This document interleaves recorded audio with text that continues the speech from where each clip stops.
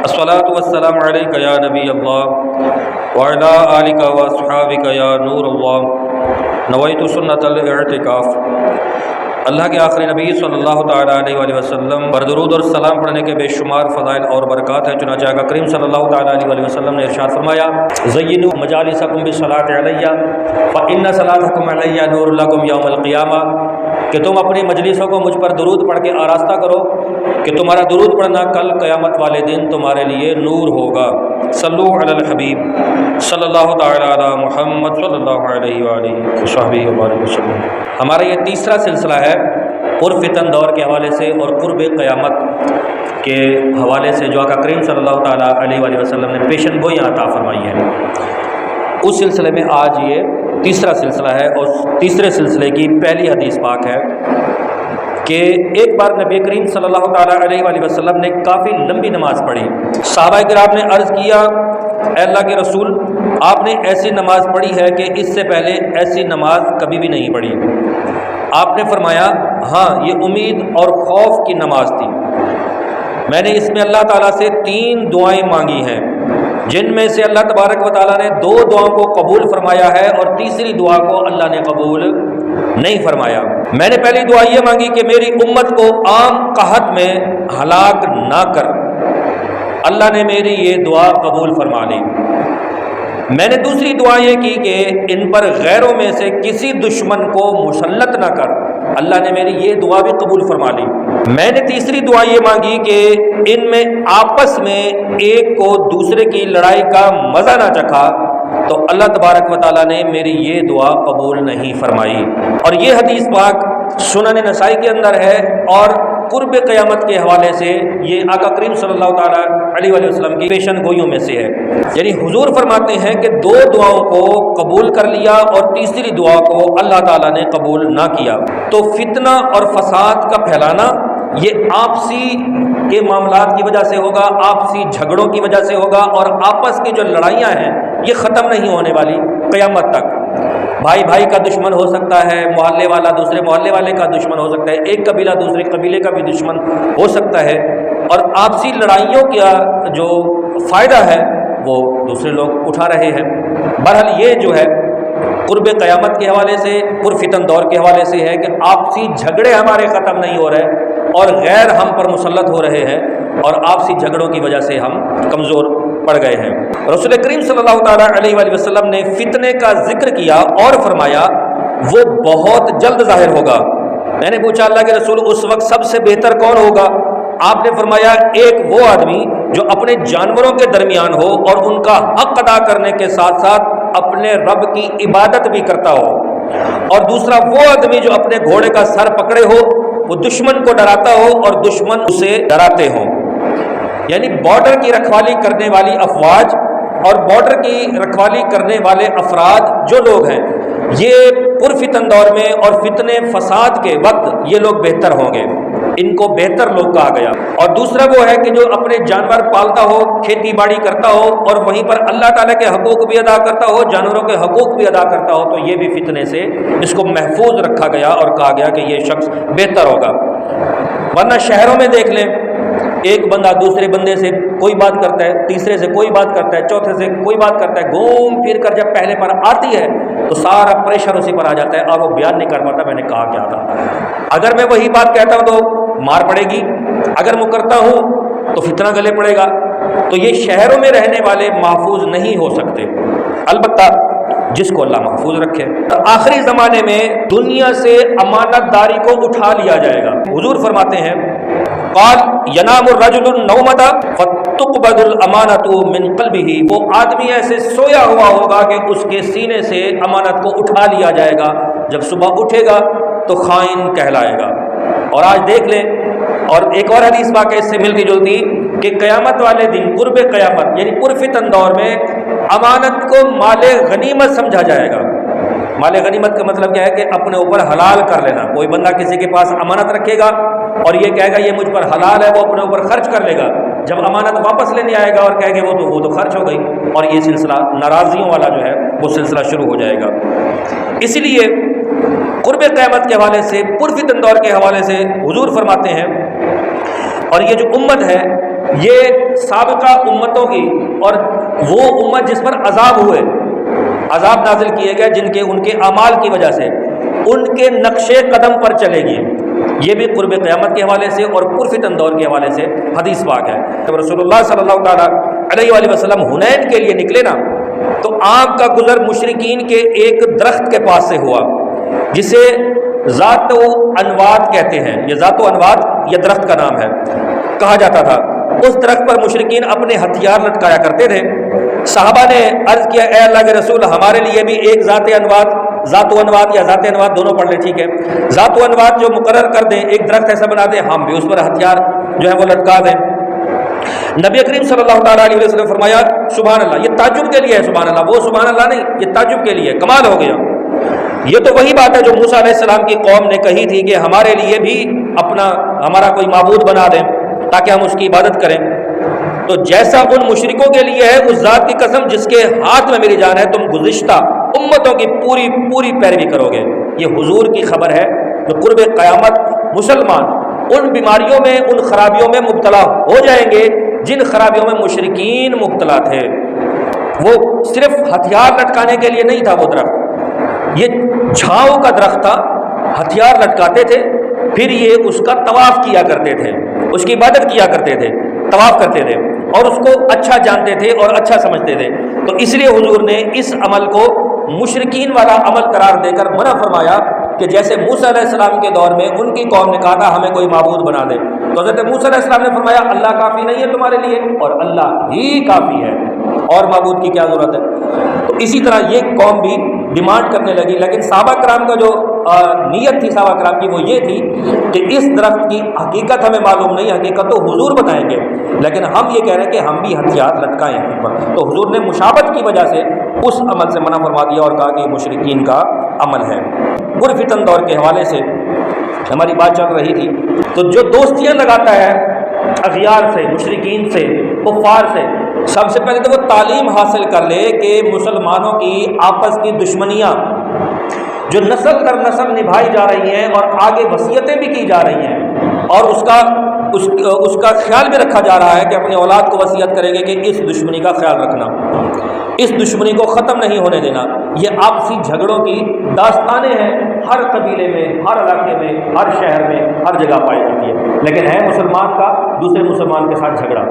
اسلامی تعلیمات نہیں ہے، اسلامی شعور اور اسلامی اقدار نہیں ہے ہمارے پاس۔ اس وجہ سے اگر دیکھا جائے مسلمان کا دشمن ہو ہی نہیں سکتا، مسلمان کا بھائی ہے، ایک مسلمان دوسرے مسلمان کا ہمدرد ہے، ایک مسلمان دوسرے مسلمان کا خیر خواہ ہے، اور ایک مسلمان دوسرے مسلمان کا بھائی ہو کر حضور کا امتی ہے۔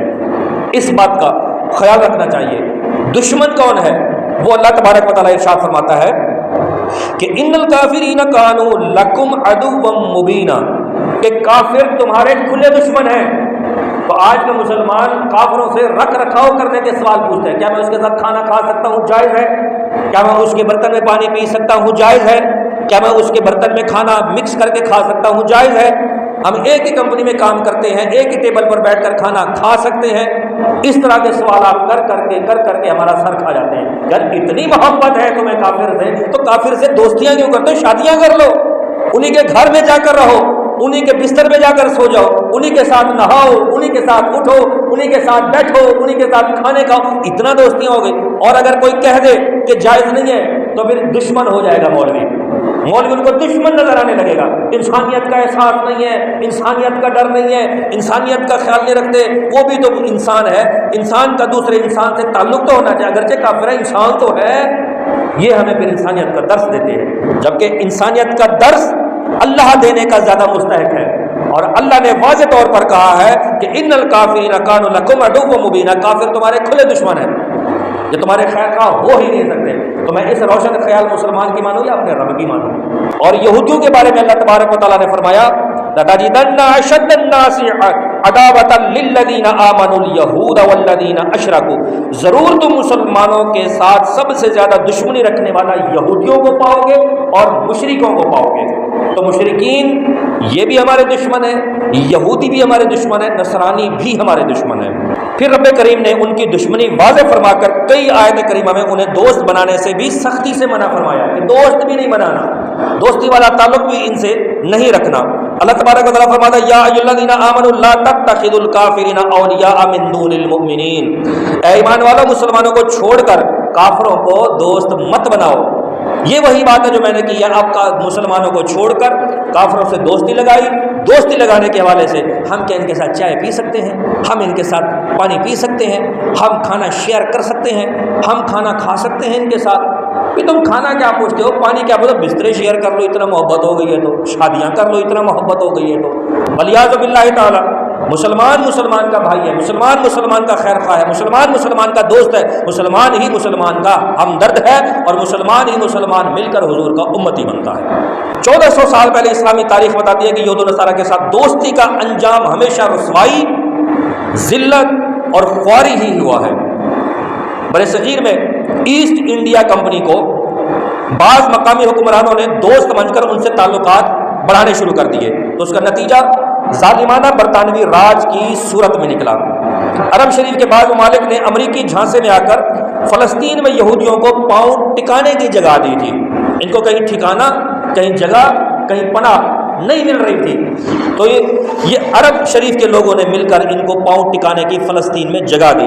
نتیجہ کیا نکلا، انجام کیا ہوا کہ وہ تقریباً 70 سال سے مسلسل فلسطینی مسلمانوں کی زمینوں پر ناجائز قبضہ بڑھاتے جا رہے ہیں، اور آج غزہ کی صورتحال کسی سے مخفی نہیں ہے۔ تو یہ وہ ہے کہ ان سے دوستیاں لگا کر پاؤں ٹکانے کی جگہ دی، وہ کہتے نا کہ یار مجھے بیٹھنے کی جگہ دو، سونے کی میں خود ہی بنا لوں گا، آرام کرنے کی، تو ان کا بھی ہے یہاں پہ۔ تو گفتگو کا یہ مقصود ہرگز نہیں کہ تمام کافروں کے ساتھ جنگ کی جائے اور کسی بھی کافر کے ساتھ دنیاوی معاملات نہ نبھائے جائیں۔ یقیناً امن سے رہنے والوں کے ساتھ امن کا ہی حکم ہے، مگر کفار خصوصاً یہود و نصارہ کو دوست بنانے سے سختی سے منع کیا گیا ہے۔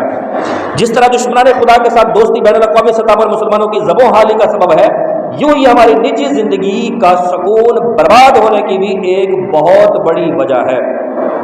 تو پھر آپ یہ کہیں گے کہ ہم نے ذاتی طور پر تو کسی بھی یہودی کو اپنا دوست نہیں بنایا، کسی بھی نصرانی کو اپنا دوست نہیں بنایا، کسی بھی کافر کو اپنا دوست نہیں بنایا ذاتی طور پر، تو ہم بھی کہیں گے ٹھیک ہے جناب ذاتی طور پر نہیں بنایا، اس بات میں تو آپ ٹھیک ہیں۔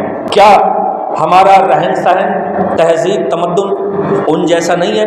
ہم ان کو فالو کرتے ہیں، ان کو پسند کرتے ہیں، ان کا کلچر پسند کرتے ہیں۔ جب ان کا کلچر اپنا لیا تو ان سے دوستی لگا لی، جب ان کا رہن سہن اپنا لیا تو ان سے دوستی لگا لی، جب تہذیب، تمدن اور کلچر کو اوڑھ لیا تو دوستی لگا لی۔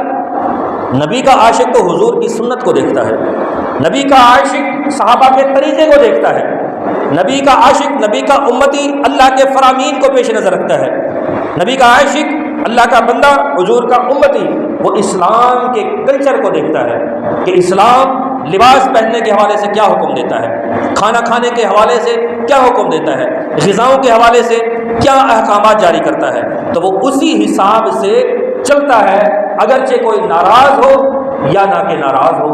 تو یہود و نصارہ کا کلچر اپنانا ان سے دوستی کرنے کے برابر ہے۔ سرکار دو عالم صلی اللہ تعالیٰ علیہ وسلم کے جو خصائص ہیں بہت سارے ہیں۔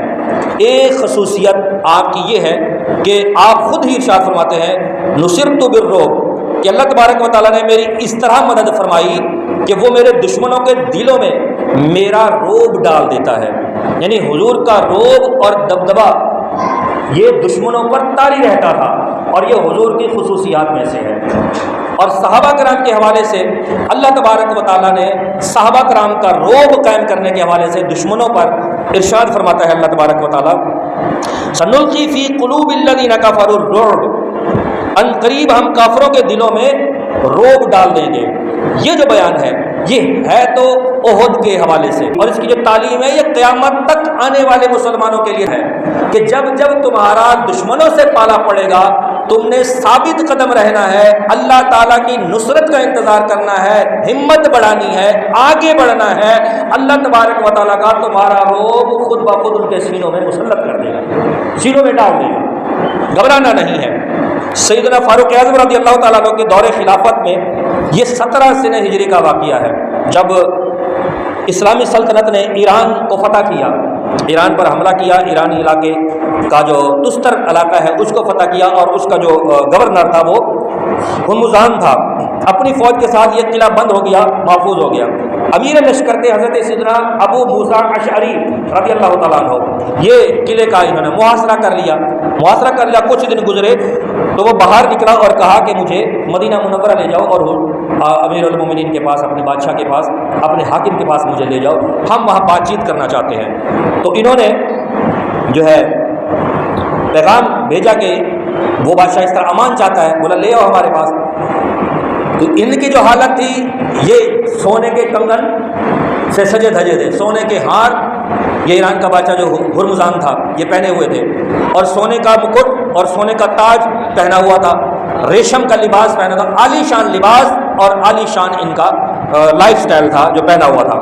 یہ جاتے ہیں اور ملواتے ہیں حضرت ابو موسیٰ اشعری رضی اللہ تعالیٰ عنہ حضرت امیر المومنین حضرت عمر رضی اللہ تعالیٰ عنہ سے، اور حضرت عمر رضی اللہ تعالیٰ عنہ اس وقت مسجد نبوی کے صحن میں اپنے ہاتھ کا تکیہ بنا کر آرام فرما رہے تھے، سو رہے تھے۔ تو یہ جو بادشاہ تھا، اس کا تستر کا جو گورنر تھا ہرمزان، یہ کیا کہتا ہے؟ یہ کہتا ہے، یہ دیکھ کر ہکا بکا رہ کر کہتا ہے کہ ہذا مالککم، کہ یہ تمہارا بادشاہ ہے، یہ تمہارا شہنشاہ ہے۔ تو صحابہ نے، جو لوگ تھے وہاں پر، انہوں نے کہا ھذا الخلیفۃ، یہ بادشاہ نہیں ہے، یہ خلیفہ ہے، یہ امیر المومنین ہے۔ پھر وہ کہتا ہے، کہنے لگا اما لہ حاجب ولا حارس، نہ تو ان کے محافظ ہیں، نہ ان کے پاس سیکیورٹی گارڈ ہے، نہ کوئی تام جھام ہے، نہ کوئی پروٹوکول ہے۔ یہ کیا ماجرا ہے؟ بتایا گیا اللہ حارسہ حتی یاتی علیہ الاجل، کہتے کہ اللہ ہی ان کا محافظ ہے جب تک کہ ان کو موت نہ آ جائے۔ جب موت آ جائے گی ساری حفاظتیں ختم ہو جائیں گی۔ پھر یہ کہتا ہے کہ ھذا المالک الحنی، ہماری زندگیاں تکلف اور خوف میں گزرتی ہیں، یہ بندہ کیسا ہے کہ نہ تکلف ہے نہ خوف ہے، بے خوف لیٹا ہوا ہے، کسی کا بھی خوف نہیں ہے۔ تو فاروق اعظم رضی اللہ تعالیٰ عنہ بیدار ہوئے یہ بات سن کر، اور اٹھے اور کہا الحمدللہ الذی اللہ شیعتہ بالاسلام، کہتے ہیں سب خوبیاں اللہ تعالیٰ کے لیے ہیں جس نے اسلام کو عزت دی، جبکہ اسے اور اس کے تمام لشکر کو ذلیل کیا اور رسوا کیا۔ آپ کو فتح ملی، فتح نصیب ہوئی۔ بہرحال پھر اس نے بات چیت کا کہا، تو آپ نے کہا کہ میں اس وقت بات چیت نہیں کروں گا۔ حضرت عمر نے فرمایا اس وقت میں بات چیت نہیں کروں گا جب تک کہ یہ اپنا زیور نہیں اتارے گا اور اپنے ریشم کا لباس نہیں اتارے گا۔ مطلب حضور کی تعلیمات کو بھی پیش نظر رکھا اور کہا کہ ہمارا اسلام سونا پہننے کا حکم نہیں دیتا، ہمارا اسلام مردوں کو ریشم پہننے کا حکم نہیں دیتا، تو ان کو یہ اتار لینا چاہیے۔ تو انہوں نے یہ اتارا، سادہ لباس پہنایا۔ پھر اس کے بعد ڈبیٹ شروع ہوئی اور آگے کے معاملات طے پائے کہ روب اور دبدبہ، خوف اور ڈر ہمارا ان پر ہونا چاہیے اللہ تعالیٰ کے فرمان کے مطابق اور حضور کے فرمان کے مطابق، لیکن ہم ہی ان سے ڈر رہے ہوتے ہیں، ہم ہی ان سے گھبرا رہے ہوتے ہیں۔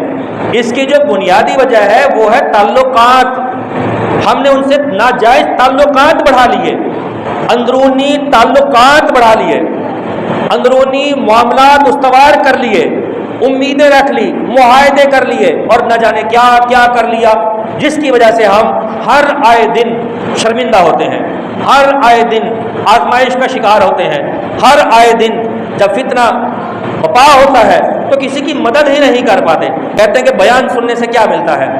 صلاح الدین ایوبی رحمت اللہ تعالیٰ علیہ اپنے والد کے ساتھ بچپن میں چھوٹی سی عمر میں انگلی پکڑ کر حضور سید غوث اعظم رضی اللہ تعالیٰ عنہ کا بیان سننے کے لیے جاتے تھے۔ حضور سید غوث اعظم رضی اللہ تعالیٰ عنہ بیان فرماتے تھے، صلاح الدین ایوبی رحمت اللہ تعالیٰ علیہ کے جو والد صاحب تھے ان کی انگلی پکڑ کے بیان سنوانے جاتے تھے۔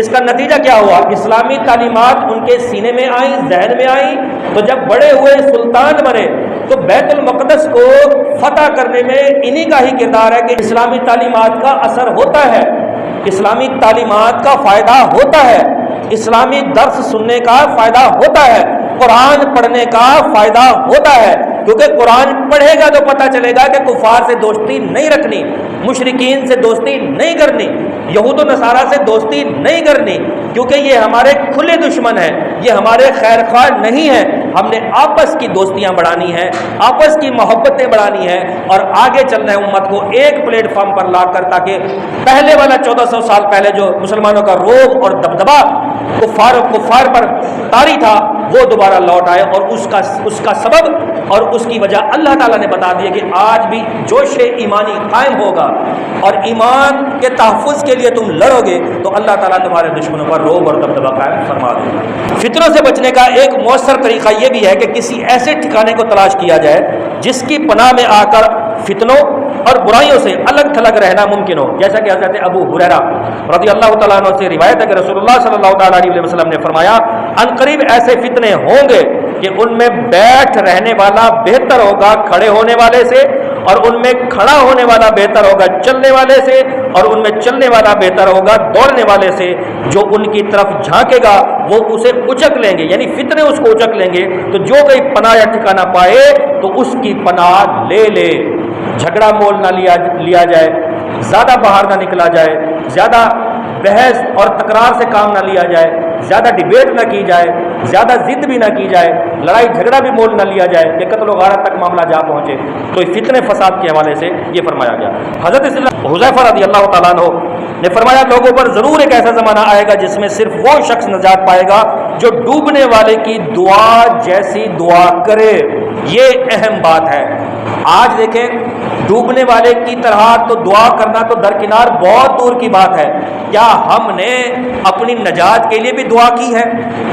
اپنے رزق کے لیے دعا کی ہے، والدین کی سلامتی کے لیے دعا کی ہے، والدین کے لیے دعا کی ہے، ماں کے لیے دعا کی ہے، باپ کے لیے دعا کی ہے، بھائی کے لیے دعا کی ہے، رشتہ داروں کے لیے دعا کی ہے، دوستوں کے لیے دعا کی ہے، دیگر مسلمانوں کے لیے دعا کی ہے، بیماروں کے لیے دعائیں مانگتے ہیں۔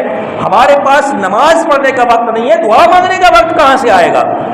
جبکہ اس دور کے حوالے سے کہا گیا کہ جس طرح ڈوبنے والا ڈوب رہا ہوتا ہے، یعنی جان جب حلق میں آ جائے تو اب دل سے نکلنے والی جو آہ ہوتی ہے ایسی دعا مانگنے کا حکم ہے۔ اس کو کہتے ہیں گڑ گڑا کر دعا مانگنا، رو رو کر دعا مانگنا، اللہ میرا ایمان سلامت رکھ، اللہ میرے ایمان کی حفاظت فرما، اللہ مجھے ایمان کے ساتھ مارنا، اللہ مجھے فتنے فساد سے محفوظ رکھنا، اللہ مجھے دینی تعلیم پر قائم و دائم رکھنا، اللہ مجھے اسلام پر قائم و دائم رکھنا، اللہ حضور کی محبت میرے سینے سے نہ نکالنا، اللہ اپنی رضا عطا فرمانا، ایسی رضا عطا فرمانا کہ کبھی ناراض نہ ہونا۔ اپنے لیے ایمان کی سلامتی کے لیے مسلمانوں کے لیے دعائیں مانگی۔ حدیث پاک میں آتا ہے کہ جو دعا نہیں کرتا اللہ تعالیٰ اس پر غضب فرماتا ہے۔